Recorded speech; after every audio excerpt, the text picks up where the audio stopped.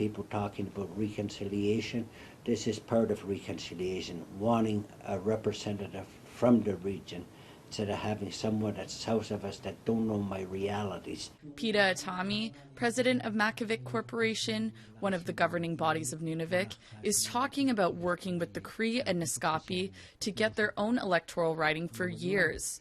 The Inuit of Nunavik, the Cree of Iwichi, and the Naskapi near Labrador are part of one of the largest electoral ridings in Canada in terms of landmass, Abitibi James Nunavik EU. But they're outnumbered by the denser southern population of the region.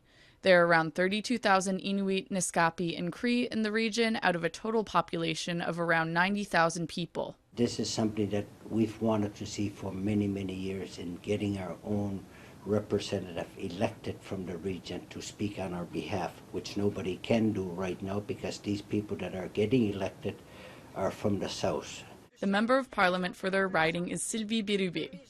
Bérubé has only visited Nunavik once since she was elected in 2019 and was only there for a few hours.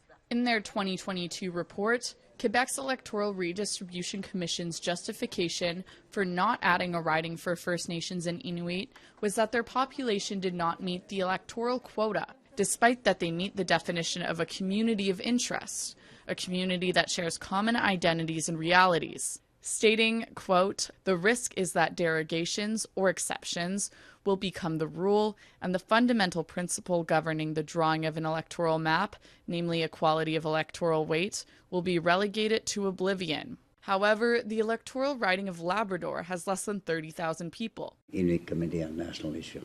That was the instrument that I put together to deal with the Constitution. Ex-Canadian Senator Charlie Watt says this is also due to political will. The argument is always the same one. You don't have enough population.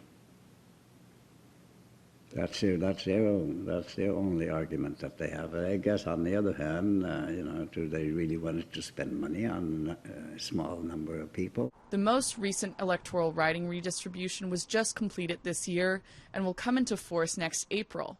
Electoral reform only happens every 10 years, but Atami hopes that they won't have to wait that long for their own representative. Canada has to work with the people as partners instead of treating them as if they're second-class citizens in their own home country. APTN reached out to the Commission for comment but didn't hear back, and Sylvie Bérubé failed to respond to APTN's interview request by deadline.